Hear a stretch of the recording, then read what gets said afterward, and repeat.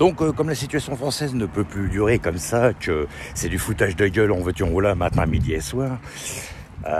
Bon, le grand remplacement, comme je parlais dans la vidéo, mais bon, il n'y a pas que ça. Hein. Après, ces gens-là ne sont pas responsables, bien sûr. On les fait venir ici, c'est pas pour les beaux yeux de la communauté la communauté dans laquelle ils appartiennent, mais juste pour les faire travailler en baissant les salaires. C'est du regroupement familial et compagnie, j'en passe en voiture, voilà. Pendant que les familles françaises, un peu comme moi, nos familles sont détruites de tous les côtés. Donc ils font des regroupements familiales et des décortiquages familial de l'autre côté, des assemblages, voilà. Donc en 2027, c'est pas compliqué pour savoir pour qui vous devez voter. Vous avez les gens qui ont des physiques gras et vous avez des gens qui ont des physiques ingrats. Voilà, c'est gauche et droite mélangés, donc ça dépend de la personne après. Et puis vous avez les gens équilibrés avec un physique normal, un physique athlétique, un physique... Donc moi je choisirais mon président par rapport au physique qu'il a. Donc il peut tout de suite, depuis cet instant, jusque dans 2 ans, il peut commencer déjà à faire du sport, à faire un minimum de sport. Voilà, ça veut dire que déjà, rien que le physique par rapport au physique qu'il a, on voit déjà si le mec il est bien équilibré. C'est tout. Après avoir 2-3 kilos en trop, ça c'est pas ça que je parle, ça sert à rien. Ou 3 kilos en moins, c'est pas un problème. Mais quand il y a un fort déséquilibre, quand la masse salariale est un peu trop présente, vous voyez, il y a des gens qui s'imaginent que le dépassement de soi, c'est d'avoir une bidoche qui dépasse du bide. Non, c'est pas tout à fait ça. Ça, je pense que c'est... Ça, je pense que les gens n'ont pas tout à fait bien compris le truc, quoi. Et puis de l'autre côté, vous avez des gens qui ont des physiques très très ingrats. Voilà. Il y en a, c'est pas de leur faute, mais enfin bon, voilà. On sent qu'il y a un déséquilibre de toute façon. Alors il y a des gens qui ont des déséquilibres parce que voilà, c'est des maladies, ça, bon ça, c'est autre chose. Mais il y a des gens, c'est les premiers à vous donner des leçons. Et puis, où sont, je sais pas, ils donnent des leçons sur la terre entière. Et puis, ils sont tous un diabète de type 12. Et puis, ou une anorexie prononcée. Donc, moi, ça me fait rigoler, ça aussi. Donc voilà. Hein. Alors après, on se moque pas de ces gens-là, mais je veux dire, c'est, on sent la psychologie de quelqu'un déjà par rapport au physique qu'il a. Moi déjà, voilà, c'est tout. Hein. On voit déjà par rapport au résultat, c'est quelqu'un qui est athlétique, c'est quelqu'un qui se bouge ou qui s'est bougé dans sa vie. Hein. Après, quand vous avez une personne qui a jamais fait de sport, qui a jamais rien fait du tout, mais qui vous dit, voilà, faut avoir le mindset, faut être le leader. Moi, ça donne pas envie de suivre, en tout cas. Voilà. Peut-être de précéder, mais pas de suivre. Voilà. Et puis, pareil de l'autre côté. Donc, voilà, c'est tout. Hein. C'est pas une question de classe sociale ou de riche ou de pauvre, c'est une question de mentalité, de psychologie. C'est surtout ça. D'accord ? Donc, moi, je suivrai celui qui a un physique...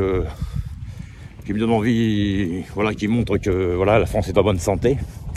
Pas besoin d'être non plus un culturiste, hein, parce que la plupart des culturistes en plus, ils prennent des anabolisants, la plupart ils sont pas en bonne santé. Je parle pas de ça, je parle au moins un corps sportif. Voilà, quelqu'un qui se bouge, qui est sportif, qui est voilà. Après quelqu'un qui a un peu de niaque, voilà, qui a pas de tension, qui a de la poigne. Un leader, voilà. Quelqu'un qui est là puis qui fait bouger les choses, qui remonte qui arrête avec tout ce qui est invraisemblable, je veux dire. Voilà. Parce que actuellement, vous avez des gens, ils prennent un bain, en fait, c'est pour faire un parallèle avec tout ça, une métaphore. Ils ont une baignoire, ils mettent de l'eau, mais ils mettent que de l'eau chaude d'un côté ou que de l'eau froide de l'autre côté. Donc au bout d'un moment, il y a un fort déséquilibre. Voilà. Moi, je veux quelqu'un qui remette le bain à la bonne température, et il y aura un peu moins de bordel. Parce que quand il y a trop les mêmes gens qui sont toujours en train de se plaindre tout le temps, moi j'ai pas ci, moi j'ai pas ça, au bout d'un moment, à force de trop vouloir régler ces problèmes-là, ça crée un déséquilibre de l'autre côté. Voilà. Et puis en plus, on n'est pas dupes, on sait très bien qu'on est un peu manipulé par les médias, par tout ça.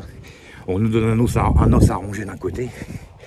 Et puis pendant ce temps-là, vous vous occupez pas de ce qui se passe de l'autre côté. On n'est pas fous, on a très bien compris.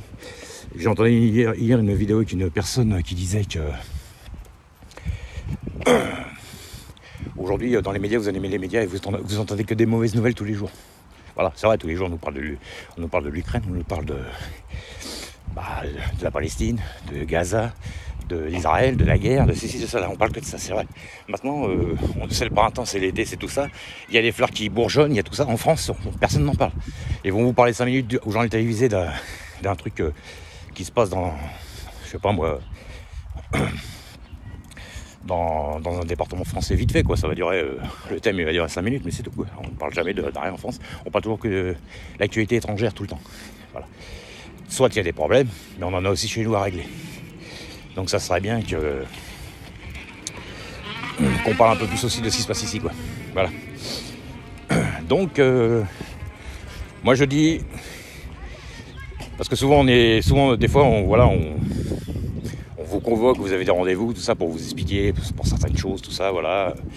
Pourquoi vous pensez comme ça, pourquoi vous pensez comme ci. Je sais pas. Moi, quand j'ai voulu faire quelque chose, par exemple, si un jour je vais faire un sport, je vais écouter un champion. Je vais écouter quelqu'un qui a des résultats, un champion dans le domaine. Je vais pas écouter un coach sportif qui vient d'avoir son diplôme et puis qui a des bras qui font 35 cm. Je veux dire, voilà. Donc, faut être un peu logique. C'est comme aujourd'hui dans les politiques, vous avez des gens qui n'ont aucune expérience militaire, mais qui sont ministres des armées. J'aimerais bien savoir si le ministre des armées actuel, je ne sais même pas qui c'est. Je voudrais savoir s'il s'est démonté un FAMAS. FAMAS, arme que l'armée française, ils l'ont remplacé d'ailleurs. Le FAMAS, on l'avait il y a une trentaine d'années ou 20 ans encore en arrière. Hein. Voilà. Mais moi, c'est ce que j'avais à l'armée. Je voudrais juste savoir s'il s'est démonté le levier amplificateur d'inertie et puis démonter un FAMAS. Si c'est même déjà, qu'est-ce que ça veut dire FAMAS? Est-ce que déjà il connaît le mot FAMAS? Qu'est-ce que ça veut dire? Voilà. Donc, il y a beaucoup de gens, moi je demande déjà de regarder la psychologie des gens et on le voit déjà par le physique qu'ils ont. C'est tout. Allez, à plus tard.